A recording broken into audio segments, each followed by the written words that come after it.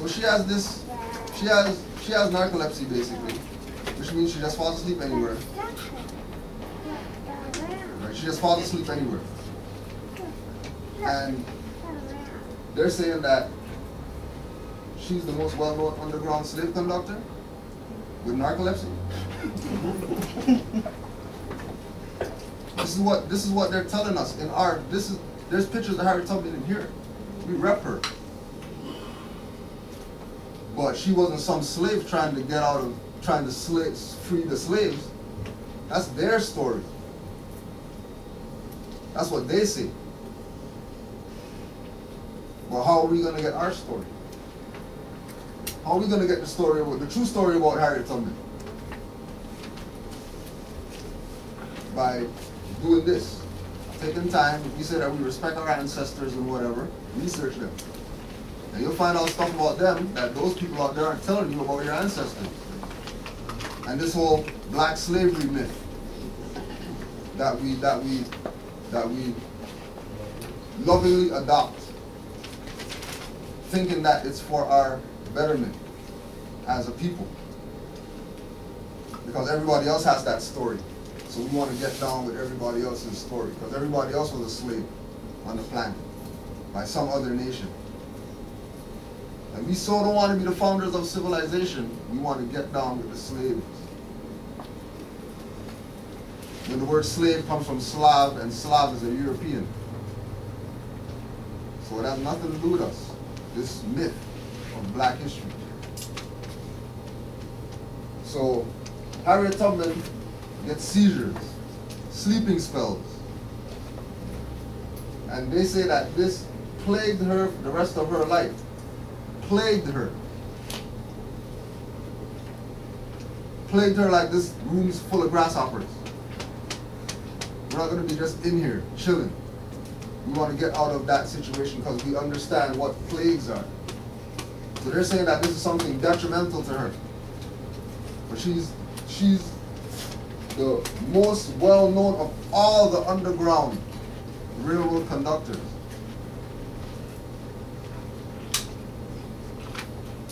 Memory processes have been shown to be stabilized and enhanced, sped up or integrated by nocturnal sleep and even daytime naps.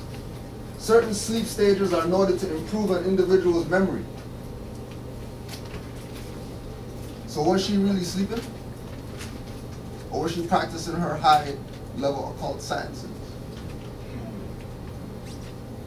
Of going into deep meditation, yoga or whatever you want to call it today, invoking the ancestors, just like we do with corn libation and all of that, saying the names and say Ashe after, so we can bring the power back. That's what she was dealing with. She wasn't having narcoleptic seizures. She was a witch. She was a seer. She was a shaman. She wasn't just some slave trying to escape slavery and trying to get all of her people that were enslaved out of slavery. That's a lie. Because if she has narcolepsy, she's not freeing anybody. She's sleeping.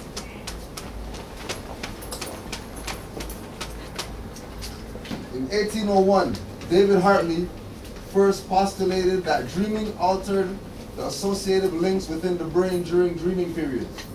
The first systematic study of sleep and memory was conducted in 1924 by Jenkins and Dallenbach for the purpose of testing Hermann Ebbinghaus' memory decay theory. The results showed that memory retention was much better after a period of sleep opposed to the same time interval spent awake. Research has found that dreams boost learning, with one study suggesting a 90-minute nap may help lock in long-term memories. But Walker's research, published this week in the journal Current Biology, finds that another phase of sleep called non-rapid eye movement is most likely linked to the learning boost provided by a nap.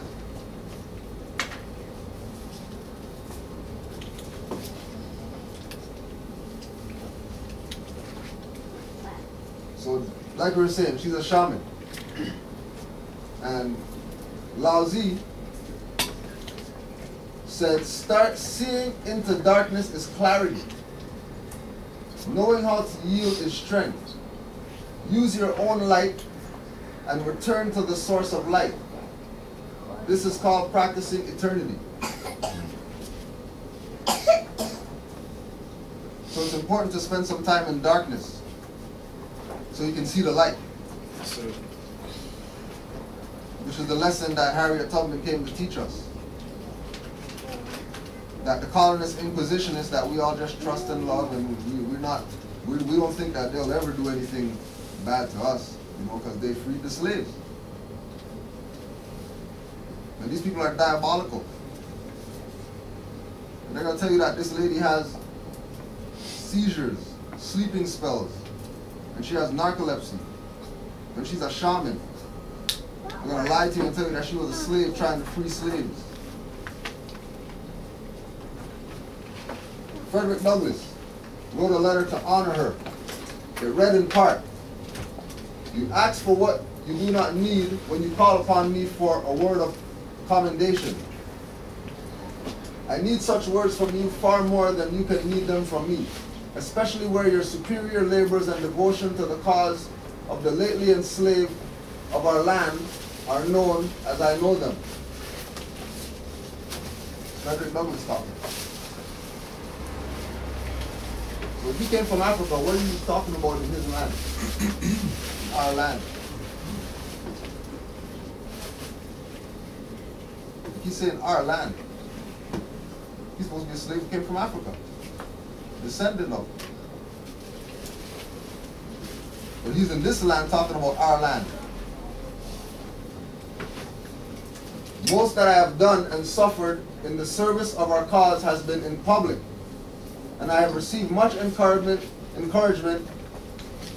at every step of the way. You, on the other hand, have labored in the private way.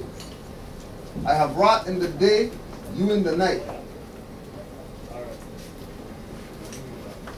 This is metaphysics. These aren't just some slaves from Africa that are talking like this. These aren't just some people trying to get out of slavery. These are high occult scientists, priests and priestesses.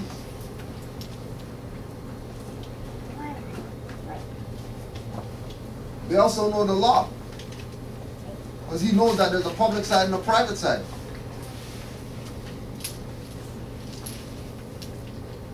No different than you have the house nigger and then the field nigger.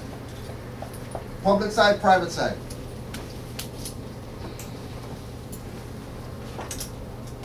That law of balance, which is universal law, which these are literate people taught themselves, who taught themselves how to read and write, but they never got a chance to do that because slave master was on their case all the time, every day, all day. So where are they finding this time to read and write if slave master watching them all the time?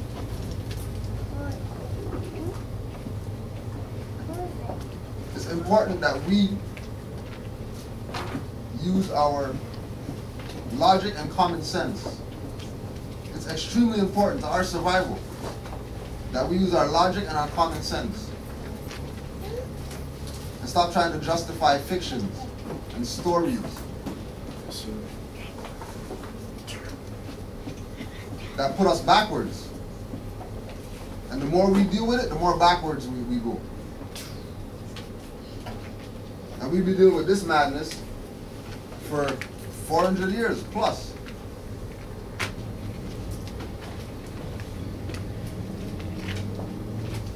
The trial and imprisonment of Reverend Samuel Green is another example of injustice suffered by free blacks. So during the time of slavery, there was these people called free blacks now. That had nothing to do with slavery. They never got lynched, but people didn't want them to express the fact that they were free blacks. So they did like what they did to the Reverend. So Reverend Green visited his son in Canada in 1856 and was suspected of having helped his son and other slaves to escape.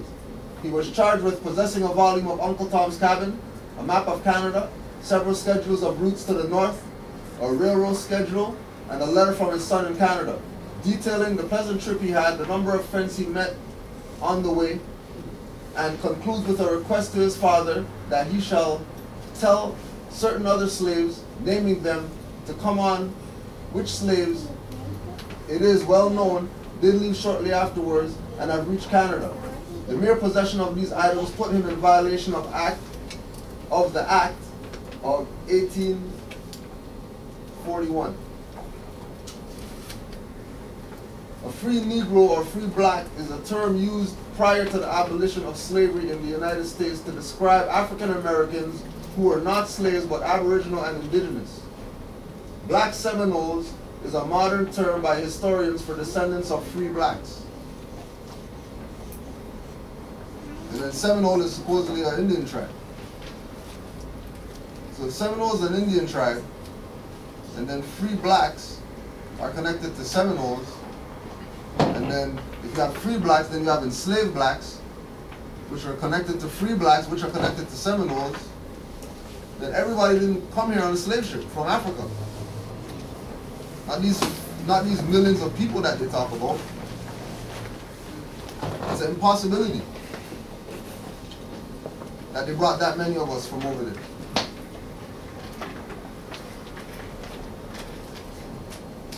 So back to Harriet Tubman. In 1844, she married John Tubman, a free black man. So Harriet Tubman married a free black, who is obviously somebody that's Aboriginal and Indigenous, if he's free. And being that he's Aboriginal and Indigenous, he didn't come here on a slave ship from Africa, and he looked just like us.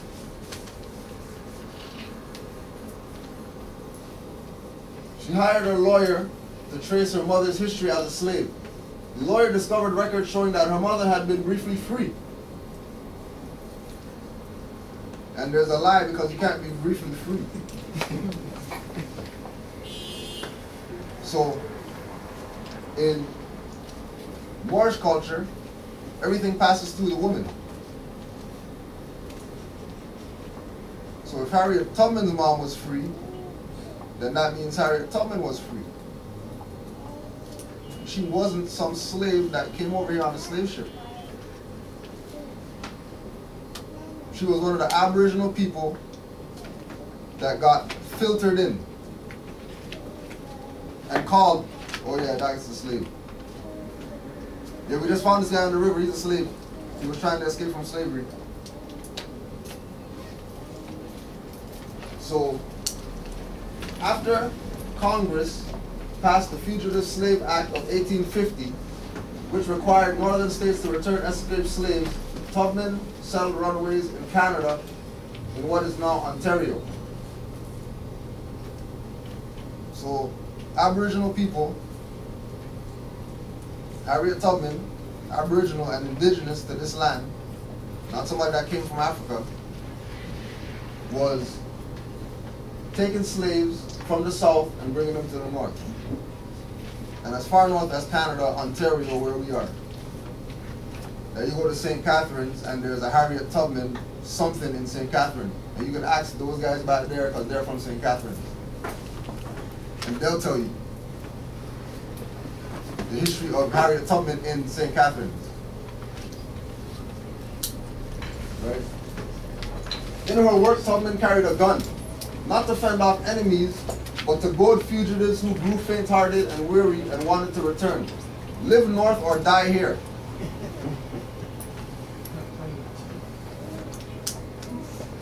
She's not playing. What was she doing? Why was she going through these drastic measures with these so-called slaves? To get in their mind that they're Aboriginal and Indigenous. And if you want to say that you're a slave from Africa, you might as well die right here.